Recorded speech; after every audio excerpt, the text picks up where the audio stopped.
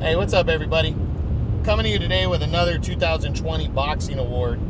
Like I said, I'm ripping through these, but I'm waiting until after I get them out on my podcast. You guys should really check out our podcast. It's really interesting. It's really cool. We talk about some really good topics, in big fights, and there's a wide range of opinions between me and my boy Von Blue and my boy Ray Riz. So check it out. It's pretty cool. The award I'm giving out today, though, is for the 2020 Title Defense of the Year. So, it's basically, what it sounds like, but it's, I don't include unification bouts as title defenses. And the reason why is, a title defense, in my opinion, is when you go in as a champion and you're trying to keep what you have. Even though you are a champion in a title unification bout, because you're fighting another champion, yes, you're trying to keep what you have, but your mentality changes and you're more trying to get what he has. And it totally changes the game for you if you win that other world title or multiple world titles in a title unification bout, because every world title you hold, once you become a unified champion, you have a bigger target, you make more money. That's just what's going to happen, no doubt. Because if you have 2, 3, or all 4 world titles in one weight class, man, you are being looked at as the big dog, or one of the top 2 or 3 big dogs, because being a unified champion is not an easy thing. So when you're fighting against another champion, you are challenging to become that, something that you're not. So if you only have 1 world title, or you have 2 and you're trying to win 3, or you're trying to win all 4, you just take on the role, the mindset of challenger, not champion. And so that, to me, is the difference between in a title unification bout. So you can be a champion going in, but if you're challenging for something else, you basically are a challenger again. So I hope that makes sense, the difference. So all these ones right here that made my list were guys who were champions, just trying to keep what they have, not trying to unify belts. So, again, I hope it makes sense, and let's jump into it right away. So, I got a 2-way tie for 5th. I want to give some love to both two very good fighters and longtime champions. I'm going to start off with reigning longtime WBC featherweight champion Gary Russell Jr. Gary Russell in February, it goes to his 12-round unanimous decision win over Tuxedo Nyambayar, the undefeated mandatory #1 challenger. So heading into this fight, Gary Russell, a guy who only fights once a year, he keeps trying to land a big fight, but none of the big names want to fight him. And so instead of staying active, he only fights once a year. That's his choice. I don't like it, but he was going into this fight against the undefeated Mongolian mandatory challenger Nyambayar. Throws a lot of punches, kind of a bully in the ring, but he's going in there to face that challenge. And you know what? Russell came out and did his thing, man. He outboxed him, outworked him, and was pretty much cruising to a decision win. But in the championship rounds, he got hit with some good shots. He weathered that storm, kept fighting, and fought off a tough Nyambayar in the championship rounds and held on for a convincing 12-round unanimous decision. So, I put this one on there because Nyambayar was a top 10 guy. He was a mandatory undefeated challenger. And, he gave Gary Russell some adversity at the end right there. But Gary Russell still walked away with a clean decision win. So that ties for 5th. Now, tying him for 5th is the undefeated reigning WBO welterweight champion Terrence Crawford for his 4th-round TKO victory over former world champion Kell Brook. These guys going in, this fight is a fight that was being talked about for a while, because Crawford, just notoriously fighting for top rank, cannot land a big-name opponent. Bob Arum can't convince one of the PBC guys to come over and fight him.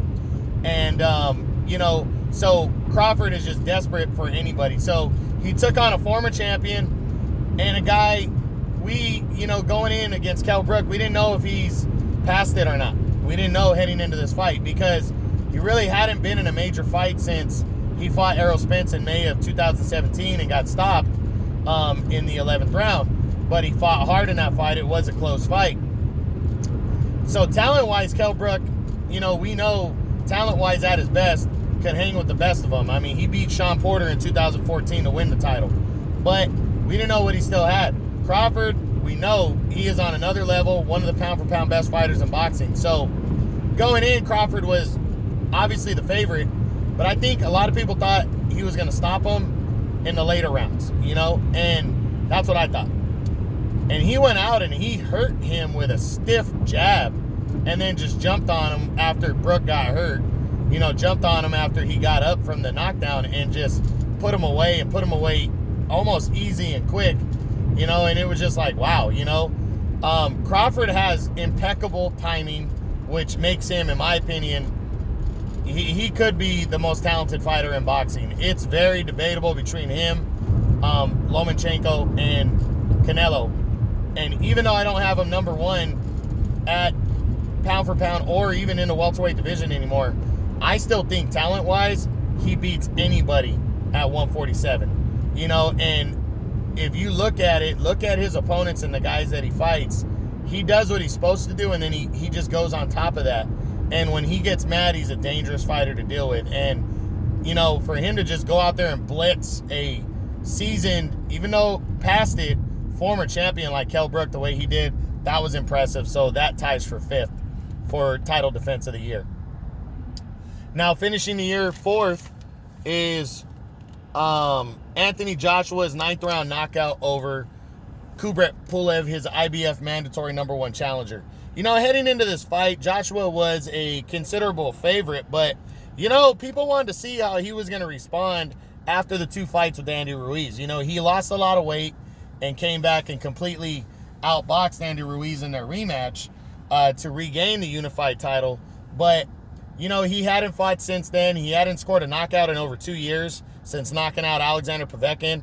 And a lot of people wanted to see how he was going to look against Kubrat Pulev, especially with Tyson Fury on the horizon for the undisputed title. So would he look past Pulev?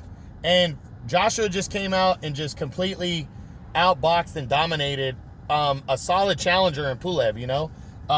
He just was picking him off, hitting him with some good shots. And then in the 3rd round, he knocked him down twice, almost finished him. But he didn't overexert himself the way he did against Andy Ruiz after he knocked down Ruiz and hurt him. He didn't go out there and negate his height by fighting lower against Pulev and leaving himself wide open. He stood there, he boxed, he jabbed. You know, what's his name? Pulev did okay. Scored a couple shots himself, you know, was in the fight somewhat, but Joshua just stuck to boxing, stuck to, you know, landing those big shots, and as Pulev wore down, he started throwing more and more uppercuts, and the uppercut in the 9th round is what laid out Pulev again. Pulev got up, and then a 1-2 right hand just put him on his back for good and knocked him out. Impressive performance, you know, especially, as I said, with Tyson Fury sitting on the horizon most likely. That was just an impressive performance by Anthony Joshua, and I got to hand it to him. That was my number 4 title, or number 3. What was it? Number 4 title defense of the year. Beating that out at number 3 for title defense of the year is Jose Ramirez's 12-round majority decision over Victor Postol to retain the WBC and WBO unified junior lightweight or junior welterweight championship at 140 pounds. Now, this fight kind of flies under the radar, but you know, I think a lot of people were expecting Ramirez to blitz the former champion Postol in this fight, and I just wasn't. You know, Ramirez to me is a good fighter, but I don't think he's great. I don't think he's somebody, you know, overly that cannot be beat. I think he's good, but he's not great. And Postol's a very good challenger. And I think a lot of people were projecting Ramirez to whip Postol's ass. I even got caught up in a little bit of it and thought at Postol's age that a younger fighter like Ramirez is going to wear him down and stop him in the late rounds. But I really wasn't surprised at Postol's performance in this one. He boxed Ramirez. He kept him, you know, at bay at times and was able to land some good shots. But Ramirez, just a consummate Mexican fighter that keeps coming forward. And he also does it with some pretty solid technique.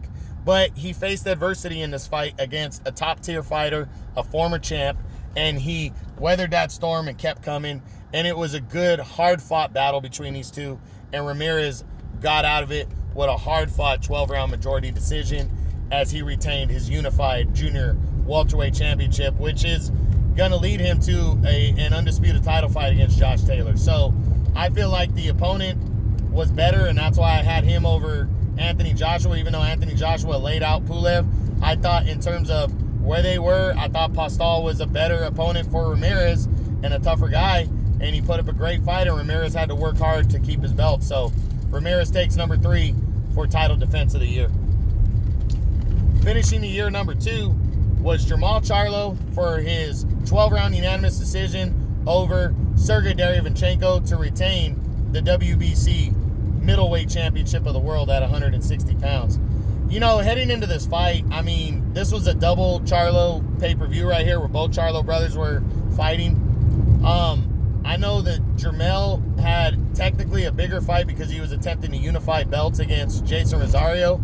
That technically on paper was a bigger fight, but to me, Derevyanchenko was a far better opponent and tougher opponent for Jermall than Jason Rosario.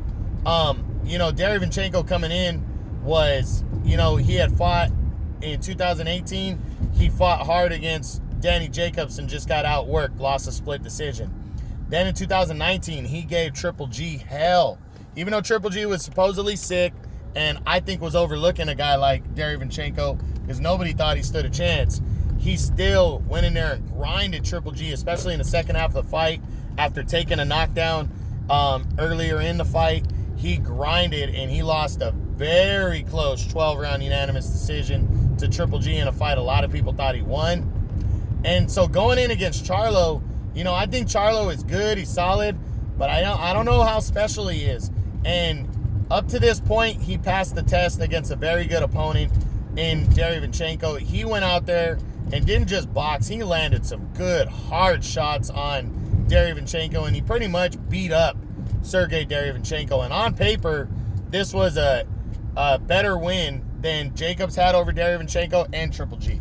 You could talk about the circumstances all you want.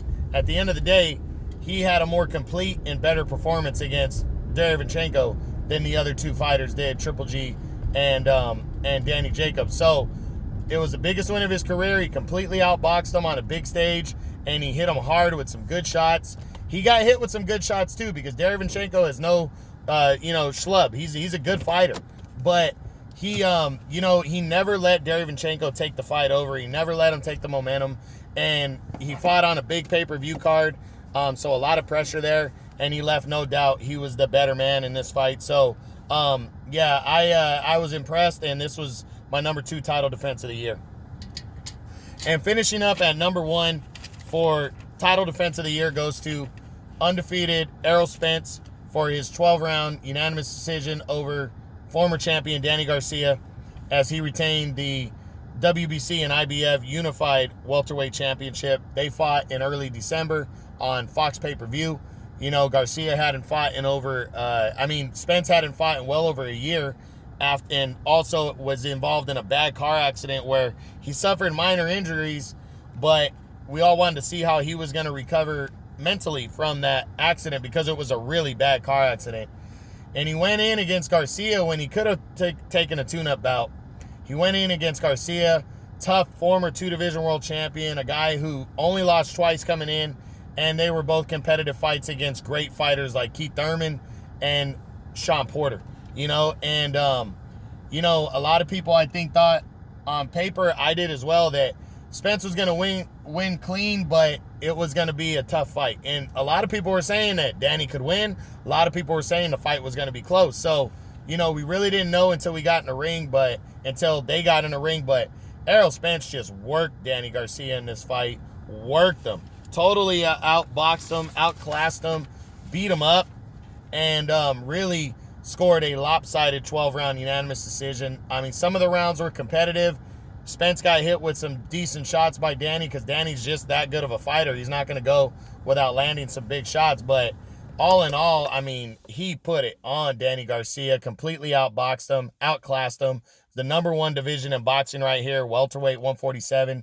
And in my opinion, even though on the pound-for-pound list I still have Terrence Crawford higher, he proved with his resume at welterweight, Errol Spence proved that he's the number one welterweight in the world right now. So, very impressive performance. I was very happy with that.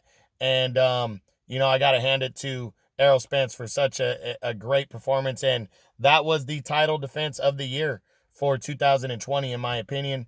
So, I hope you guys enjoyed it. I love doing these awards. I'm going to come back at you guys Friday, Saturday area, maybe even Sunday with a couple more best performance in defeat, knockout of the year after we release them on our podcast. And I hope you guys just keep paying attention to those and the top 10s that I'm doing. So that's it, guys. True Boxing. You've been hit with the truth.